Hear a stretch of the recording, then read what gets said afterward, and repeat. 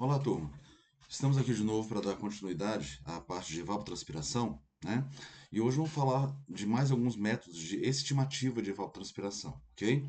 Falaremos hoje sobre o método de Pema-Monti, de Hargreaves-Samani e de alguns outros métodos também existentes, ok? Bem, o método de Pema-Monti, ele surgiu a partir do método original de Pema, também chamado de método Pema, método físico, né, de Pema, e ele se baseou nessa equação inicial aqui, que depois foi ajustada por esse outro pesquisador, né, o John Monty, e aí fez algumas considerações do método anterior que vieram para aprimorar. E esses aprimoramentos se deveram à consideração da resistência da passagem do vapor de água pela atmosfera, né? Considerou a resistência aerodinâmica da vegetação, certo? Resumindo, o sistema ficou mais aprimorado, diminuiu os erros, né? Bem, todo esse método ele é tratado aqui no boletim FAO 56, tá? Ele é disponível para download, só procurar FAO 56 no Google, você consegue baixar ele de diversos idiomas. Existe até uma versão em português não oficial, que algumas pessoas traduziram, né? Uma tradução, às vezes, um pouco com alguma perda aí de sentido, mas dá para entender. Existe o oficial em inglês, espanhol e outros idiomas também, tá? Bom, a equação base do método Peymonte é essa aqui, que diz que a evapotranspiração de referência é igual, eu não vou ficar lendo aqui. Observe que tem diversas variáveis, são descritas aqui, tá? O que é importante dizer é o seguinte, cada variável dessa aqui é calculada por uma outra equação. Ao todo, são diversas equações, mais de 20 equações aí, tá? Que vocês têm que lançar a mão para encontrar esses valores, certo? Aqui eu vou fazer um exemplo rapidinho, né? O que eu preciso para calcular a evapotranspiração pelo método de Peymonty, né? Preciso da latitude do local, certo? A altitude, a data, a radiação solar. Esse G aqui, isso aqui depende do método, do tipo de estimativa. Se é na base de área, a gente pode considerar igual a zero, tá? Mas é o fluxo de calor no solo. Temperatura máxima do ar, temperatura mínima do ar, velocidade do vento a 2 metros de altura do solo, né? E umidade relativa média do dia, tá? Todos esses dados podem ser obtidos em uma estação meteorológica completa, tá? Só chamando a atenção para esse dado aqui, ó, radiação solar, que geralmente só em estações mais caras, aí que custam aproximadamente 20 e poucos mil reais, que a gente vai conseguir obter esses dados. Então, a gente já vai calculando a temperatura média, pressão de vapor, né? Pressão atual de vapor, alguns outros itens de radiação. Não vou ficar descrevendo cada um aqui, porque não é o foco dessa disciplina, tá? É, Todos esses padrões que são relacionados à radiação solar, tá? Constante psicrométrica, são valores que podem ser tabelados ou calculados, declinação da curva de vapor. E por fim, após calcular tudo isso aqui, a gente consegue preencher aqui a equação. E aí a gente chega, nesse exemplo aqui, deu 6,9 milímetros por dia. Né? É claro que a gente não pode nem imaginar que todo esse cálculo aqui seria feito por um agricultor. O agricultor não vai fazer isso. Tá? Para isso, seria lançado mão de programas computacionais, certo? Já existem diversos softwares aí que calculam esse, esse método de Pelmonte. Eu tenho planilhas já pré-programadas que só inserir os valores ali, o resultado já sai no final. Então, isso aqui é importante a gente só visualizar. Quem for estudar mais a fundo a parte de irrigação vai conhecer melhor esse método, tá? Aqui só mostrando a comparação dessa estimativa com os lisímetros, lembrando que os lisímetros são aqueles equipamentos que medem a evapotranspiração, né? Então você vê que aqui, ó, existe uma similaridade, né? Quanto mais próximos os pontos em cima dessa linha aqui, maior a similaridade. Aqui a gente vê, aqui são valores médios, né? Aqui para algumas cidades americanas, tá? Aqui para algumas cidades brasileiras, você vê que o método ele tem uma aproximação, tem um erro, claro que tem um erro, né? O ajuste dele aqui está dando aproximadamente 85%, né, aqui para Piracicaba. Com a estação automática e a estação convencional, né, deu aí 81% mais ou menos. Tá? Bom, e como nós vimos, para conseguir todos os dados para calcular a evapotranspiração por Monti, eu preciso de uma estação mais cara. Se eu não tenho recurso, eu estou numa propriedade menor e eu não tenho condições de comprar uma estação cara dessa, eu posso lançar mão de outra equação, como essa aqui de Hargreaves-Samani, que ela é bem mais simples. Só de olhar para a equação a gente já vê isso. Então ela diz que a ET0 ela é calculada por 0,0023 vezes a radiação extraterrestre, vezes a temperatura média, mais uma temperatura máxima menos a mínima, né? E aqui só fazer os ajustes que a gente chega no valor final. Lembrando que a temperatura média é obtida a partir da média entre a máxima e a mínima, tá? E aí vocês podem perguntar, mas aqui não precisa também da radiação? Só que essa radiação aqui, gente, é a radiação que chega no topo da atmosfera, também chamada de radiação extraterrestre, tá? Esse valor ele pode ser tabelado ou calculado a partir de equações com dados já fixos, que depende da latitude, do local, da altitude e de outros parâmetros mais, tá? Então, olha só, vamos fazer um exemplo aqui, é, considerando que a radiação solar, que chega no topo da atmosfera, né, ela é em função da latitude e da época do ano. Para isso, a gente pode observar na tabela. Aqui a tabelinha. Então, eu tenho aqui, ó, essa tabela vale para o hemisfério sul, eu tenho os meses do ano e tenho aqui a latitude. Nós estamos aqui mais ou menos na latitude 19 graus, quase 20 graus, tá? Então, a gente estaria aqui, ó, tá certo? No 20, tá? É, quanto mais próximo do Equador, menor a latitude, tá certo? Então, de repente eu estou indo mais para o sul, lá para São Paulo, eu vou pegar a latitude em torno de 18, 16, e aí eu vou ver o mês do ano. Nós estamos em março, então, para a nossa altitude, qual que é a radiação extraterrestre média que chega lá no topo da atmosfera? Tá aproximadamente 36,6 megajoule por metro quadrado por dia, tá? Bem, aqui tem uma equaçãozinha que mostra como ela pode ser calculada, né? Então, é baseado basicamente na latitude, ok? Então, fazendo um exemplo aqui, ó, vamos voltar aqui. Eu tenho aqui o local São João de Petrópolis, latitude 19 graus e 48 minutos, latitude sul, então aquela tabela já serve, né? Para o mês de agosto, temperatura máxima 36,2 graus, temperatura mínima 22,4. Com esses dados, somente esses dados aqui, eu já posso calcular. Então, vamos lá, ó. Para o mês de agosto, né? Agosto aqui, ó, tá aqui. Então seria 28,9, próximo de 20, né?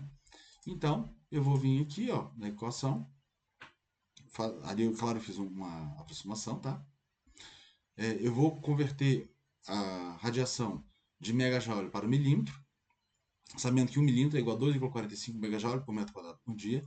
Lembrem da aula da aula anterior, que eu falei sobre o calor latente de vaporização? Olha aparecendo aqui de novo. Lembra que eu comentei com vocês? Esse valor é muito importante? Então, jogando ele aqui, ó, jogando o valor da radiação, só dividir por esse valor, passa para milímetros por dia. Então, é só substituir aqui na equação. Temperatura média, tá? Calculada pela média entre a máxima e a mínima. 17,8 já é da equação. Máxima e mínima elevado a meio. Fazendo essa conta, eu tenho que aí ter 0, 4,8 milímetros por dia. Vocês veem que é um cálculo bem simples. E além de ser simples, eu posso jogar na planilha também, num aplicativo, para ele fazer esse cálculo. Não precisa do agricultor fazer isso manualmente, né? Bom, hoje tem surgido também algumas outras maneiras de estimativa da evapotranspiração a partir de sensoriamento remoto, tá certo? Ou seja, utilizando principalmente imagens de satélite. Nós temos diversos satélites aí na órbita terrestre que fazem varreduras aí, e claro, cada um tem suas características, né? Por exemplo, um muito utilizado é o Landsat, né? Ele pega uma cobertura de 30 metros, né? E a cada 16 dias. Isso aqui é o tamanho do pixel dele, tá certo? Então, como funcionam os satélites? Cada um tem uma largura de varredura, tá? Então, alguns têm uma largura bem estreita, outros mais ampla. Esses que têm mais estreita, eles têm uma maior precisão. Porém, eu tenho menos disponibilidade de imagens. Ele passa, eu vou ter uma imagem ali a cada 2 meses, por exemplo, né? Aí se eu pego um outro que tem uma maior faixa de varredura, ele vai ter uma imagem menos precisa, porém uma imagem mais frequente. Então tem que decidir para que eu quero essa imagem para poder trabalhar ela para o que eu desejo. No caso de evapotranspiração, né, é, a gente faz como? Aplica o chamado filtro RGB, que é o do inglês, né, Red, Green, Blue, tá aqui nas cores, né, vermelho, verde e azul. E aqui é uma imagem do Landsat 8, né? Então, tem várias bandas, como se fossem várias câmeras que tiram várias fotos e você vê que elas têm características diferentes. Ao olho humano, elas não parece tudo cinza, mas isso aí, em ambiente computacional, a gente consegue diferenciar muito bem isso aí, tá? E após trabalhar, por exemplo, ó, misturando aqui essas três bandas, a gente consegue juntar a RGB, que é aquela imagem que a gente vê, por exemplo, lá no Google Earth, tá? Aquelas imagens de satélite já simulando a imagem real, né? Se eu pegar outras combinações, por exemplo, eu posso pegar o espectro do infravermelho. E esse aqui sim é muito utilizado para estimativa, por exemplo, de cobertura vegetada, de evapotranspiração e outros mais. Olha essa imagem aqui, por exemplo. Eu tenho aqui áreas construídas, áreas vegetadas, né? Você vê, ó, tem grama aqui, né? Isso aqui é uma imagem, uma foto aérea. Agora, quando eu pego uma área já aplicando infravermelho, olha esse gramado aqui. O que aconteceu com ele? Ficou escuro. Olha esse outro gramado, ficou vermelho. Qual a diferença desse gramado para esse aqui? É que esse aqui no interior do estádio é uma grama sintética. Tá vendo que a imagem consegue diferenciar? Então, se você quer fazer, por exemplo, um estudo de área vegetada, seria excelente esse aqui, porque ele captou exatamente aonde tem vegetação. Olha as copas das árvores. E aí, com o programa computacional, você consegue calcular qual percentagem da área, por exemplo, é que é vegetada. Qual área é vegetada. Entendeu? Por exemplo, outras combinações aqui. Dependendo da cor mais escura, tem tendência de imaginar que ele seja vegetado. E aqueles mais claros, que foi um pivô. Isso aqui são pivôs centrais. Cada bolinha dessa é um pivô central, né? Então a gente tem aqui uma imagem mais clara, dá a entender que não está vegetado. Ok?